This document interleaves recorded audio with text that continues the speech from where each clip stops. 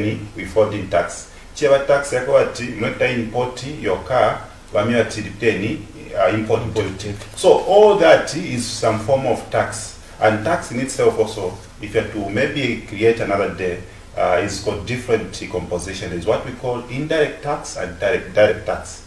But for matter of just explaining what I'm trying to refer in terms of the budget, the overall tax basket for Zambia is not enough to run the operations of government affairs.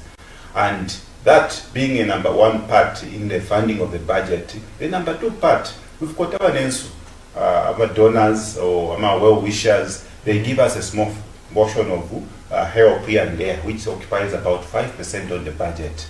So now that 5%, as the way we please the well-wishers and donors, that's when that grant comes. So one other form after the tax, it's a grant.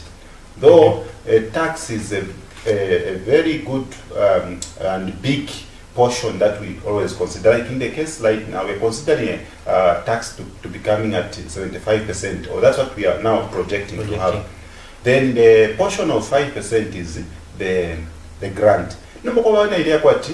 We cannot meet everything, even when you combine the grants and tax. So now we go to a way of contracting loans to facilitate our budget, to meet those budget, what we call budget deficit. Budget deficit is where we are not able to meet our obligations, like for example, whatever to meet municipatala kurekwanisha hospitals, kuyawamia, schools, misebo, and all that. Those are elements that comes on the budget as expenditure. They sit on the expenditure columns, and among many others, like in the case that we have right now, even when it comes to kuforesha ama government workers, they get money from that budget. So now, with all this consideration, the other part, which is the last part of debt contraction. Debt contraction has got two parts. Government bonds, treasury bills, in part of where we get funds into the government to ensure that, in fact, it's the same way where we're saying government had to borrow to Zambia. Now, I want to outside Zambia to participate into government bonds to Congo Shempia, so that the government can do their work. Then there is another part that now where we go to multilateral or bilateral players in the market, and this is where we are finding now the World Bank, the IMF, African Development Bank, and many others are under the multilateral players. Then also we got the bilateral, where now to our China as a country, to China, to Impia, to whatever it is, that is a bilateral level. Then there is another now, this part where we go now in the open market. This is where the commercial players now interplay. That's why now you find even the Euro bonds as well. You find the capital market instrument like the Euro bonds I'm talking about, and all this. So this is how the budget actually works out from that perspective. Now, coming back to your question that you had set earlier regarding this budget planning and budget implementation cause for us now to restructure our debts. So kushiripila kulingana na obligations to apangile the third part, which I mentioned, third part of financing the budget. So now in this case, what really happens is that we have reached a point where we've got low economic profile as a country. We are not able to fire up the engine at full scale to produce in order to actually meet up to the budget and meet up to the obligations of paying, because giving them a payment to repay those budget, those government bonds, multilateral and commercial lenders, has to come from the budget as well. So meaning, after we have failed all that, now we are coming to the table to say, can you give us breathing space? Let us see, work tuombe so that tuabombesha tukwate kukalaka good return in the economy, so that we upscale the industries and all these other activities that we can do. Even when the basket for tax also is ballooned in a way, then we will be able now to start meeting up the payment. So this is what we are trying now to do, to rearrange the terms and condition. Instead of us making the payment where it was supposed to be done, since we have even failed many times and we are also slapped with the interest on the penalties, we're now trying to negotiate all those conditions that are coming as effects of failure in a way. So that's what it is with the budget arrangement or budget restructuring. So now we have therefore restructured, which is now coming as a good complementary effect to the economy, meaning that we are able now to meet up some of the obligations as and when they fall due. Meaning in the near future, we should be able to meet some of these obligations without any failure. There is no budget, there is no debt cancellation this time, like the way we experienced it in the previous years, where we had the epic completion point under the President Levi Mwanawasa and of course the Minister Ngandu Magande. Yeah, so going forward, we are basically looking forward to see how we can push for moratorium a good space of time, so at that space of time we can land the turbines of the economy to start firing up and give the obligation as they fall due. All right, well explained there, Mr. Sanga. Viewers, we are discussing Zambia state restructuring deal. We did understand that on Monday, the debt restructuring process did receive a boost after the external bondholder steering committee reached an agreement with Zambia in terms of restructuring the $3.5 billion Euro bonds. Moving on, Mr. Sanga, you have touched a bit on the impact. Maybe we can just delve into the impact, because there are many sentiments that are coming up as regards to this development. There seems to be a division. We did have an interview with you earlier in the week where you touched on this issue. Maybe we can just elaborate on that discussion. What does this mean to Zambia's economic factors and also macro stability issues? Okay, so we have understood clearly very well that from the onset, Zambia has been facing a challenging factor around, firing up this economic, the economic activities. And what we have seen that our case was compounded with so many situations, the COVID issue, even with some other things. But looking at the way the debt issue was actually sitting, it was one of the biggest element on the stake. Meaning that at some point, I would say the aspect of having this debt issue as a non-starter in a way that we could not find an amicable solution, it was actually choking the growth of this economy. And much more, we understand very well that the credit rating is one of the critical elements that actually interplay into some of these financial needs. And if you do not have a good credit capacity, you'll not be able to actually attract investors that should be able to flock into this economy to actually help with employment and to help with the capital injection as well. And much more so to create that atmosphere of learning, productivity, skills around most of the industrial activities, or even when it comes to business sense of investment. We need to also have some bit of confidence around this. So if the credit rating is affected in that, where we are in default, that also signals a very bad element to the market. And that is the reason why, if you are to maybe assess, we had a very poor performance within the bond market. Even when it comes to government giving a good appetite around interest and all that, we could not see a huge participation. Then coming also from the bond market as well, we had also a very bad effect within the forex market. If you recall, the whole entire last year from January to December, the kwacha could not sustain in any slightest or a nominal appreciation, because we were losing out all the time, and it almost made about 40% loss, the whole entire aggregate loss. Now, when we look at all those factors, the financial market were faced with a lot of fatigue. This strong element of fatigue actually was also interplaying into the business of Zambians, meaning at some point inflation kept moving up, and that is what we have actually been cultivated up to now, because this is linked direct to different verticals of the economy. Meaning, when you talk about financial issues, that's when now the Bank of Zambia was also very aggressive on it to say, we are not going to let this inflation do this thing to our economic patterns. We need to fight it. And by so doing, they are raising the cost of doing business through the policy rate, meaning that what this debt was creating, it was making a very strong filter through to all the other sectors of the economy. Even when it comes to microeconomic stability, it cannot be attained without taking a steady step toward this.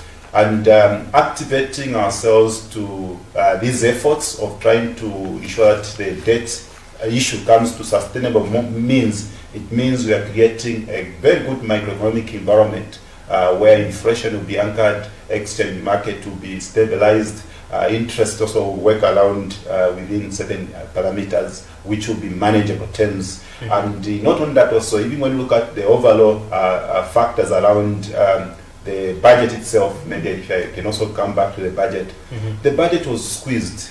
You can imagine we had three parts that were critical on the budget in terms of expenditure, and we know that government function is supposed to be in multiple ways. We had one, something occupying about 50% paying the government workers, then 9% going to agriculture, tourism, education, health, name it. That was a small fraction which was actually occupying government expenditure towards sectors to revitalize some of the activities that need to be censored from there.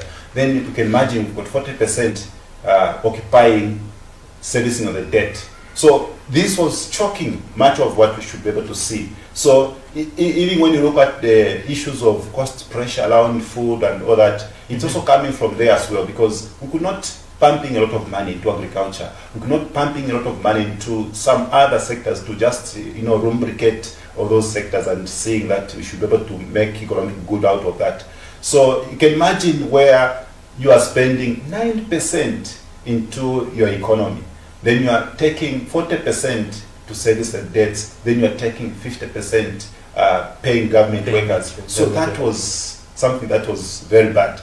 But if you are taking it to maybe about 33% paying debts, then you lump up your support into social sector protection like agriculture, tourism, and many others. Then we are also doing something better, like in the case of what we have restructured. So meaning that we have created a breathing space for us to get some financial resources into other critical sectors that are required to be attended to. And this is what is actually coming on the table. So it's most like when you get it home, in a house, munganda, let's say you get 50,000, 100,000 kwacha as your pay. If you get 50,000 kwacha, you pay your workers at your home. Then you get 9% to buy tomato, wunga, shani, and all that. You'll find that you won't be able to meet from 1 to 1. Then you get the 40% to pay one Kongole. Then already that is not something that is sustainable. So now we needed to actually rearrange some of these so that we have a good breathing space. If we can even have something like 25% paying toward the debts, then that will even be better for Zambia.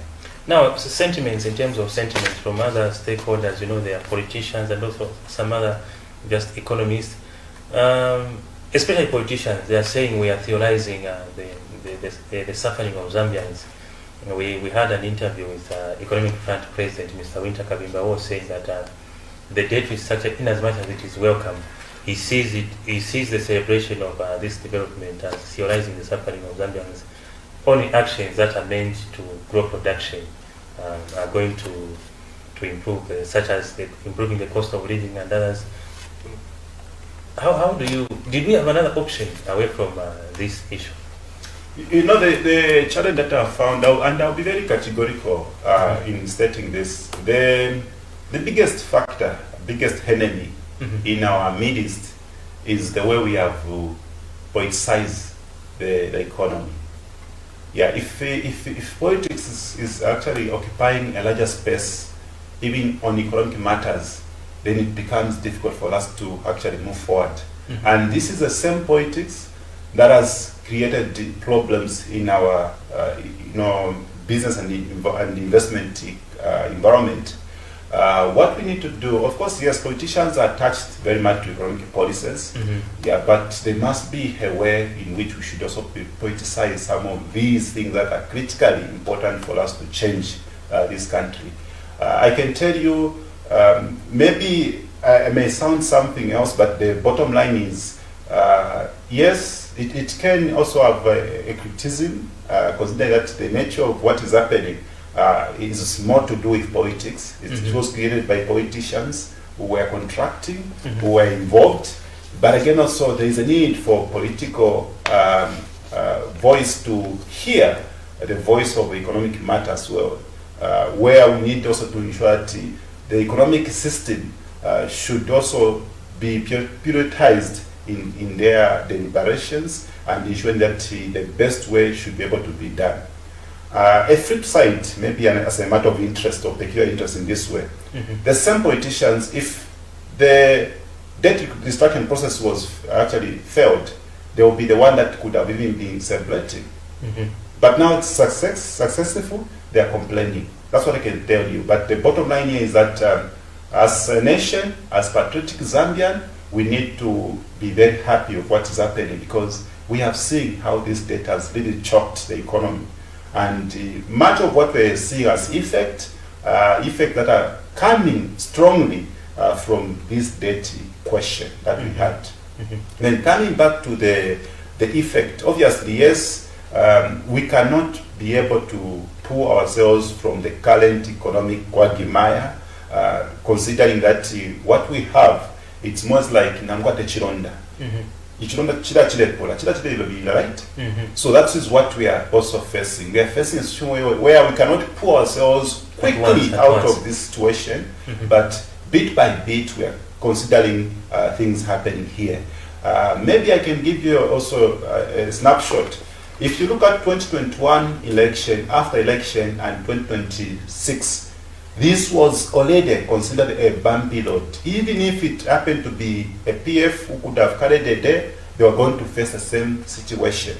But how things have been handled and how things would have handled, it's now you two and the other people to tell. But the bottom line here is the economy, where from the time when we found ourselves into this unsustainable debt contraction, compounding with the other external factors like COVID and few many others that have actually come to the fore, was actually facing a number of challenging factors. Already, we know that Zambia as a nation has not been able to produce to the full capacity, and even utilizing certain resources to the fullest scale. We have not been able to do that. So it's high time we also need to appreciate the little effort that we are also seeing from other people. We need to appreciate also what other people are doing. I think that's the best way we can actually be able to do things. I am not a politician and I don't like to comment on political line, but the bottom line is we need to be more patriotic to our nation. Even when it comes to politicizing, I think we need to politicize with the deep sense of life and ensuring that we have the best interests at heart for this nation. Zambia in totality has it's a basket of opportunity, and we need to ensure that we interplay into the opportunities of this nation so that we are able to actually make good economic gains as Zambians and pull ourselves from the current situation. You know, I will be very honest with you, maybe I can even mention this to you right on this platform. I like the step in which maybe the former government used to do, the former PF in particular. They have the program which I was watching last night on Millennium TV, where they are talking of solutions of what they used to do. If it's coming in goodwill, that's the best way. We need to embrace each other and work together. I think that's the best way we should be able to work as Zambia, to have that harmony and come with the solution, but not where politics takes a larger space And in fact, for me, I think it's an appeal even to the media. Let's occupy more business talks, investment-centered discussion, as opposed to more political aspirations and all those issues. Because you see, what I've seen, most of the politicians, they are self-centered and have got, most of them have got self-aggrandizement agenda. So if we can look at the best way we can save this nation is to remove ourselves from political jacket and offer solutions to the table. And even the current government, I think there's a need for the current government to embrace everyone on the table, have that stiff stakeholder engagement, and ensure that we actually do the best, by ensuring that we have everyone's voice on the table. As long as there is a good optional solution that should be able to be put on the table, I think for us to learn this nation, we cannot just count one type of group as monopolies of knowledge. We also need knowledge from diverse. And this is what it actually calls for us to look at. And now coming back to the aspect of the effect, obviously the debt restructuring process is now restoring a lot of fundamentals, a lot of key matters, confidence being built, and also ensuring that we do the correct job. You see, the good part which I'm seeing here is, if we start criticizing the debt restructuring process, can we also go down to assess where this money went to? I think that's a very, very fair question. The issue is, you are criticizing how it has been structured. They are not looking at where this money came from and where it went. So, being a patriotic Zambian, I think we need to forge ahead. Whatever happened. Let's look at the best that we can create for this nation. Talking about forging ahead, the restructuring entails that we are going to be paying in bits, and of course spread the years. Let's talk about critical sectors of the economy that this country, that you feel we must focus on to ensure that we raise the required resources to be servicing the debt as well as managing the country in a well-structured manner. Well, the good consolation here is that Zambia, even when we were approaching the IMF, of course, I'll be very categorical telling you to say that in as much as we may consider IMF to be something else by so many sentiments, but I'll tell you the truth. The truth is that the help of IMF has really made things to even work out to this level. IMF acted as a forgance to make sure that the debt restructuring process is speed up. And they came to iodize the effect that the debt aspect was carrying. Right now, we are talking of coming up with policy framework which should be able to govern how we need to do the future contraction of loans and many others. IMF was right in the center trying to make that technical benchmark and ensure that we have the best that can come out of that. And going forward, we've got a model in which, one, we have implemented the parliamentary pass-out model, which we should be able to work out. We have also harmonized issues of multiple contraction, which was happening. You may be privy to know that the bridge at Makenimo, the bridge at Longekas Munali and the arcades, these were part of the loans that came in the form of projects, and that money could not eat into the treasury. There are so many other cases of that nature. So what I'm trying to say is that that loan was contracted through the local government, you see. But in the case now, the principal contractor, principal agents should be the Ministry of Finance. Yes. So we are trying also to harmonize such issues of multiple contraction of debts or loans from different angles. We want the ministry to actually be the actor. To be streamlined, because the challenge is that one might be contracting and the other one might be contracting. Yeah, so that is where we're coming from. And this is where the power of our loan comparison is actually in place in this way, where we've got different points. Even when you look at the Eurobonds themselves, the reason why we are having had a situation where there has been protracted discussion around the debt issue, especially the Euro bonds, were quite toughest in the sense that there are multiplicity of parties involved there.